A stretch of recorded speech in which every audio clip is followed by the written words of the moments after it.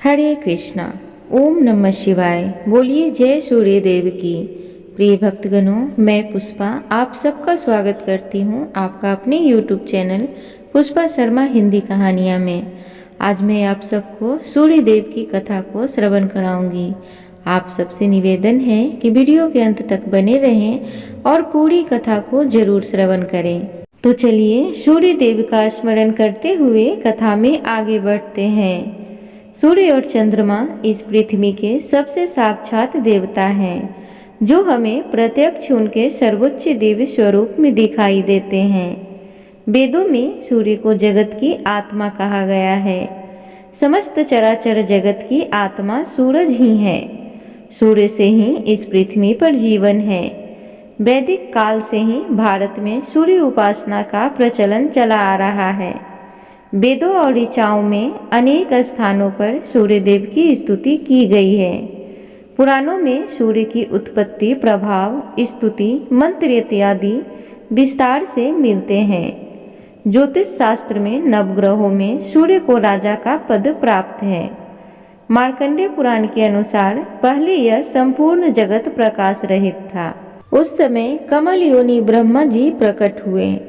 उनके मुख से प्रथम शब्द ओम निकला, जो सूर्य का तेज रूपी सूक्ष्म रूप था।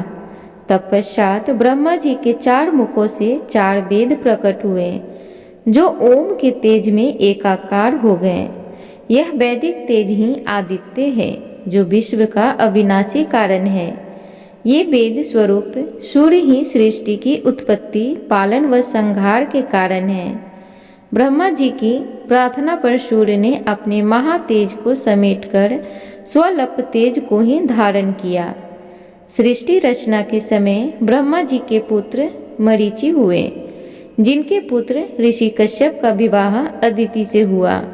अदिति ने घोर तप द्वारा भगवान सूर्य को प्रसन्न किया, जिन्होंने उसकी इच्छा पूर्ति के लिए सुषुम्ना नाम की किरण से उसके गर्भ में प्रवेश किया।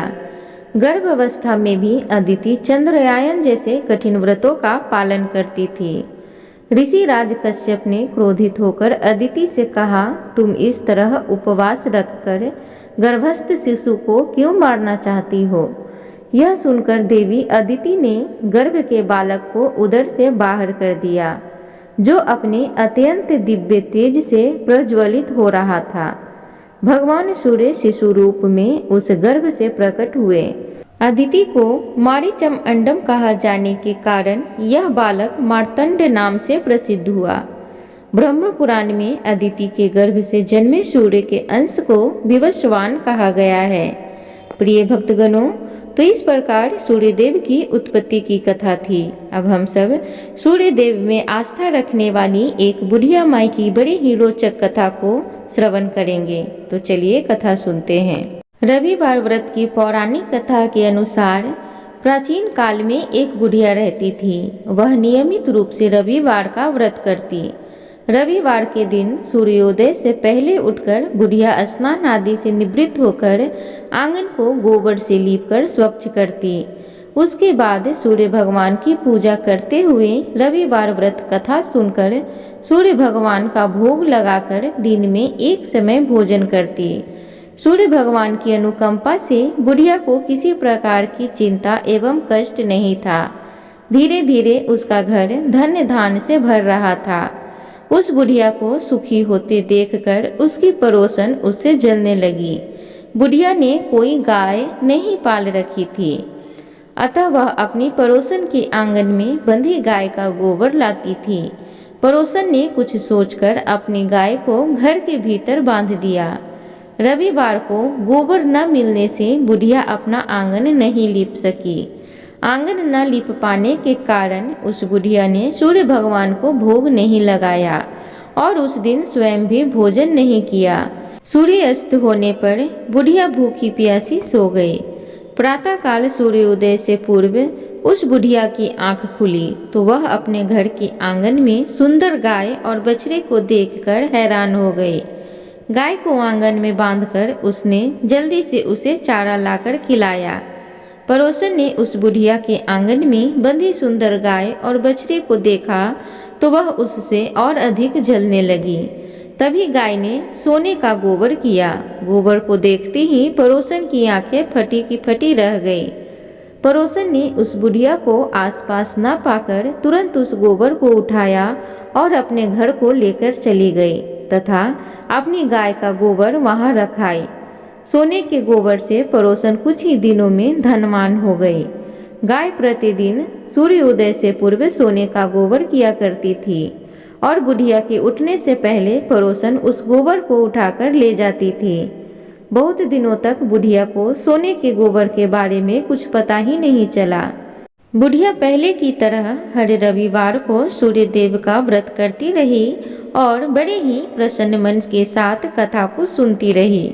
लेकिन सूर्य भगवान को जब पड़ोसन की चालाकी का पता चला तो उन्होंने तेज आंधी चलाई।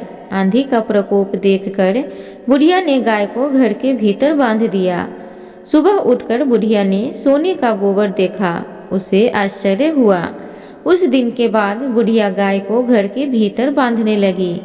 सोने के गोबर से बुढ़िया कुछ ही दिनों में बहुत अधिक धनी हो गई। उस बुढ़िया के धनी होने से पड़ोसन बुरी तरह जल भूनकर राख हो गई और उसने अपने पति को समझा बुझाकर उसे नगर के राजा के पास भेज दिया। सुंदर गाय को देखकर राजा बहुत खुश हुआ। सुबह जब राजा ने सोने का गोबर देखा तो उसके आश्चर्य का ठिकाना न रहा। उधर सूर्य भगवान को भूखी प्यासी बुढ़िया को इस तरह प्रार्थना करते देख उस पर बहुत करुणा आई। उसी रात सूर्य भगवान ने राजा को स्वप्न में कहा, राजन, बुढ़िया को गाय व बछड़ा तुरंत लौटा दो, नहीं तो तुम पर विपत्तियों का पहाड़ टूट पड़ेगा, तुम्हारा महल नष्ट हो जाएगा। सूर्य भगवान के स्वप्न से बुरी तरह भयभीत राजा ने प्रातः उठते ही गाय और बछड़ा बुढ़िया को लौटा दिया। राजा ने बहुत सा धन देकर बुढ़िया से अपनी गलती के लिए क्षमा मांगी। राजा ने पड़ोसन और उसके पति को उनकी इस दुष्टता के लिए दंड दिया। फिर राजा ने पूरे राज्य में घोषणा कराई कि सभी स्त्री पुरुष रविवार का व्रत किया करेंगे। रविवार का व्रत करने से सभी लोगों के घर धन धान से भर गए। राज्य में चारों ओर खुशहाली छा गई। स्त्री पुरुष सुखी जीवन यापन करने लगे तथा सभी लोगों के शारीरिक कष्ट भी दूर हो गए। एक बार बोलिए सूर्य देव की जय। प्रिय श्रोतागण, तो अब हम सब सूर्य देव की एक और पौराणिक कथा को श्रवण करेंगे। तो चलिए सुनते हैं। सूर्य भगवान प्रतिदिन नगरी में पधारते हैं और सभी जीवों का पालन करते हैं।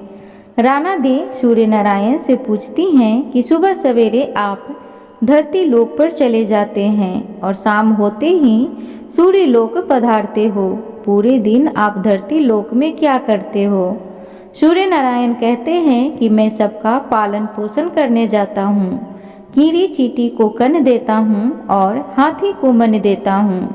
राणा दे बोलती हैं कि क्या सबको खाने को देते हो? कोई तो बच ही जाता होगा। सूर्य नारायण फरमाते हैं कि कोई नहीं बचता।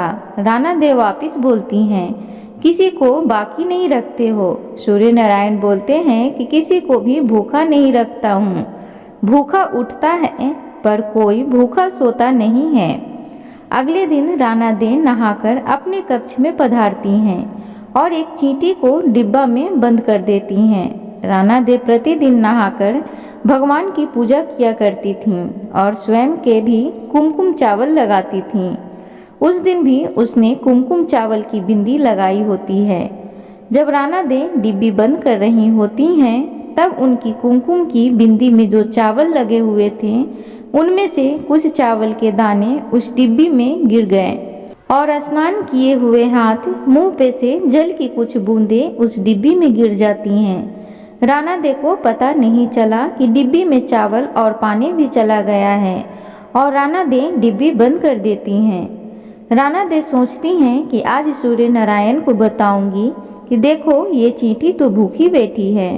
जब शाम को सूर्य नारायण पधारते हैं तो राणा दे बोलती हैं कि सूर्य नारायण, आप तो कह रहे थे कि आप किसी को भूखा नहीं रहने देते। सूर्य नारायण बोलते हैं कि हाँ, मैं सही बोलता हूँ, मैं किसी को भूखा नहीं रहने देता। तो राणा दे बोलती हैं कि देखो ये चींटी जो डिब्बी में बंद है वो तो सुबह से भूखी है। यह सुनकर सूर्य भगवान राणा दे को कहते हैं कि आप डिब्बी तो खोलो। राणा दे जैसे ही डिब्बी खोलती हैं तो क्या देखती हैं कि चींटी के मुंह में चावल के कण हैं और डिब्बी में पानी की बूंदें भी पड़ी हुई है। राणा दे को अपनी आंखों पे विश्वास नहीं होता है। वो सोचते हैं कि हम तो यही सोच रहे थे कि चींटी भूखी होगी, डिब्बी बंद कर रही थी तब तो इसमें कुछ भी नहीं था। राणा दे हार मान लेती हैं और सूर्य नारायण भगवान से कहती हैं कि मैं मान गई कि सभी कुपूर्ति आप ही कर सकती हो।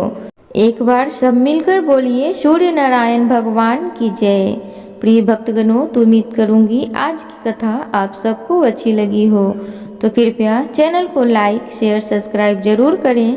कमेंट बॉक्स में ओम सूर्याय नमः जरूर लिखें। धन्यवाद।